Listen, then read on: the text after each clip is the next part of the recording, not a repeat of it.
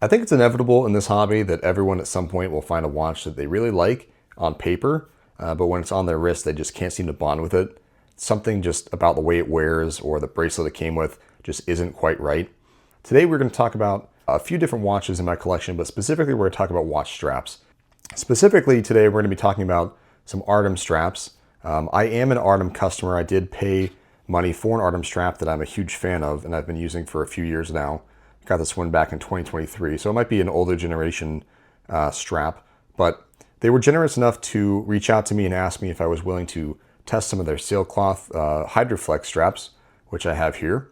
And it kind of just left me wondering, how am I going to film this video? What am I going to talk about in this video? So I think the broader topic of pairing different options with your watch and how that changes the experience overall is where we're going to start.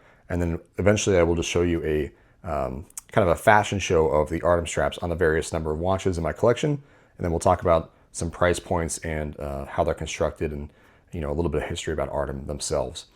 So with that, let's roll the intro. And when we come back, we will have kind of a fashion show here with my watches.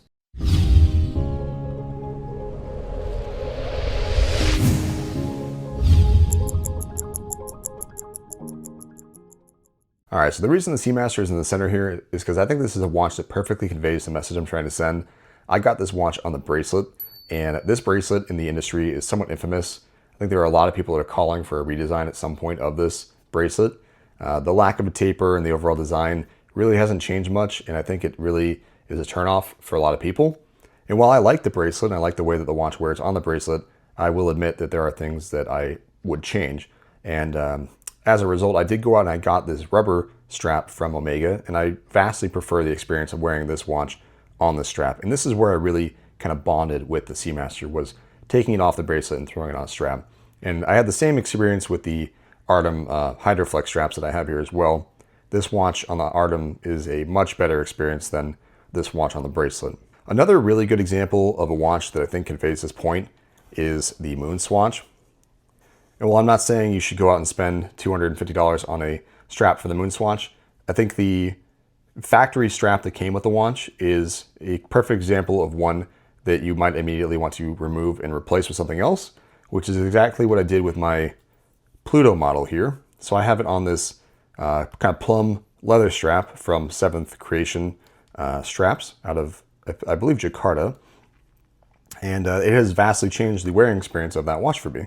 All right, so here are all my Artem straps I've got laid out on the desk. These are the ones that we're going to talk about today. The one on the far right is the one that I paid for myself back in 2023. Made me an Artem fan kind of right out of the gate.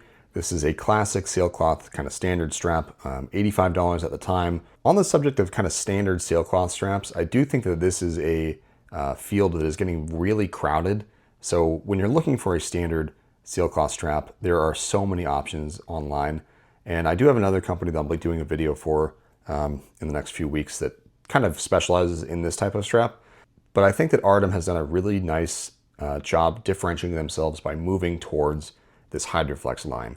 And it really takes them out of that kind of cookie cutter standard sailcloth competition and moves it into a different field altogether, which is this kind of proprietary FKM style sailcloth that they've come up with. And I think this is really where they need to go direction-wise. And I think they are going that way because they're now calling this their flagship line. So while they started with the standard sailcloth strap, which is a classic strap that you cannot go wrong with, I do really think business-wise they are making the correct decision by kind of upscaling themselves and becoming more of a premium product here with this Hydroflex line. In the middle here we have a standard loopless as well that I got just for the sake of showing you the different various options. So the three on the left are Hydroflex, the two on the right are not. And the big difference right away, just visually speaking, is there's padding in the standard, whereas you don't see that on the Hydroflex. And then of course you've got kind of a more leather and sailcloth look to it, whereas this is almost entirely a rubber look, which is fine. So talking about the Hydroflex themselves, this is an entirely vegan FKM type construction. So it's a synthetic upper, embossed upper with FKM rubber, and then the underside as well is a water and dust resistant FKM rubber. And this watch strap needs 0 break-in compared to the original one, which was quite stiff for a long time, and even honestly today is still a bit stiff. This is a strap that I had to leave on a pillow for weeks at a time, I think, to get it to break in properly. Whereas the Hydroflex, the big thing I noticed immediately is there's zero break-in required. I mean, this is a really, really comfortable strap right out of the box. So I do prefer the Hydroflex to the standard. Artem actually is not my favorite sailcloth brand for standard sailcloth straps. And of course, they may have changed the design since 2023. This is an older sailcloth strap, but I found this to be a bit stiff, and I really like the other four that have been sent more recently here in 2025. All right, so with that, let's throw these on some watches and we'll do kind of a fashion show here. All right, so first up, we've got my 1992 Tudor Submariner paired on the original sailcloth black strap here with the white stitching that I got in 2023. This is a $102 strap. On the subject of price, again, I do want to remind everybody that this is a premium watch strap brand, and I do think that this is a premium watch strap that I've got here, and it does elevate and complement the Tudor very well, in my opinion. And I do think that there's going to be some sticker shock for people at these higher prices, the $250 Hydroflex. But personally speaking, I do think that each one of these straps does elevate the wearing experience of the watches that pair them with. And when we're talking about a $4,000 watch or even $2,000 plus, something like a Seamaster or my Tudor Submariner, I don't find myself wanting to put a $10 Amazon strap on either of those watches. And I do think that when you're considering, say, a $5,000 watch here, that a $240 Hydroflex is totally fine to justify the spending on that, because it really does complement this Omega and this Tudor very well. And I do think that they are premium straps that do deserve to be paired with a luxury watch. And I think that they are deserving to be paired with something like my Seamaster. So putting that out there again, just as far as the price is concerned. All right, I've got the Submariner paired on this Olive Hydroflex strap, which is honestly how I prefer to wear the watch. This is typically how I wear my Submariner out and about. And this one, of course, has that RM style Deployant Clasp, which I really like.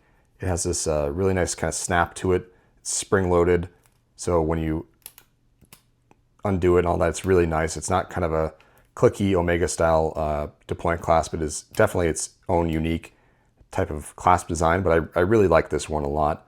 And right away, the difference between this one and that traditional sailcloth, you notice the flexibility of this and how really it does not need any break-in at all. It's a very soft, flexible strap that is super comfortable to wear immediately out of the box. And I honestly was not sold on Hydroflex. When it first got announced and when I first got asked to review it, I thought, how could I justify a $250 FKM strap? But truly, this is a unique strap that is unlike anything else I've got in the collection. This is not like any other sailcloth on the market. This is a very comfortable strap that really, really complements everything in my collection, and I really enjoy the wearing experience here. So I can't say enough good things about this particular setup with the RM clasp and this Hydroflex rubber. This is a really nice setup for my Tudor Submariner. This is a standard Hydroflex. It does have the loops on it, so this is identical to what you would find on the pin buckle style strap. So this is the $248 Hydroflex strap. What I did was remove the pin buckle clasp and put this RM style clasp on it, and this one is a $92 clasp. All right, so with that, let's move on to the next watch strap. All right, so here we have the standard loopless sailcloth. This is not a Hydroflex. It's blue with white stitching, standard size, and we have it here on the Omega style clasp paired with my Omega Seamaster 300 Professional. And I do wish I had a black one to show you instead of the blue, because I do think the black would pair a little bit better with this one, but I really don't mind the look of this either. As far as the standard straps go, I think I prefer the loopless to that pin buckle style. And I think that's the trend in general with Artem that I'm finding, is that I prefer the clasps and the loopless style overall. But this is a really nice look to it. I quite like the pairing here. Let's take a look at the actual Omega clasp just for the sake of argument, so we can see how these differ. So I've got the Artem here on the right, of course. I've got the OEM Omega style clasp on the left. There's a bit of a size difference in length here. And then of course, when we close it, it's a pretty similar experience, a little bit louder on the Artem, and there's not as much wiggle on the Omega as there is on the Artem. There's a little bit of tappiness here, but that's to be expected. It's a much different price. This clasp on the Omega by itself is $250, and the clasp here on the Artem, I believe, is like $90. So what we're going to do here, now that we're at this point in the video, it'll take too much time to go one by one and do each strap with each watch. So what I'm going to do is throw up a video montage of all the different straps from Artem on a various number of watches. I went out to the beach and took out the boat and just did a bunch of videos of all these straps on different watches. So as I'm speaking here, you'll see videos pop up of different watches. Like this gray one looks awesome on my Grand Seiko that I took out to the Japanese garden the other day. If you want more information about these straps, I will leave links in the description below. Feel free to check out the Artem website. I know that they are eating the cost of tariffs right now for US customers, and there is a deal that I saw briefly on the brand new Loopless Hydroflex that I don't have, unfortunately, to show you here today. That one came out after they sent me these straps. But I'm a huge fan of Artem and these Artem straps, my favorite being the olive with the RM style deployant. And I could put that deployant on the blue or the gray as well if I wanted to, but I really like the look of it on this olive one. And I think this is one of my favorite strap setups at the moment.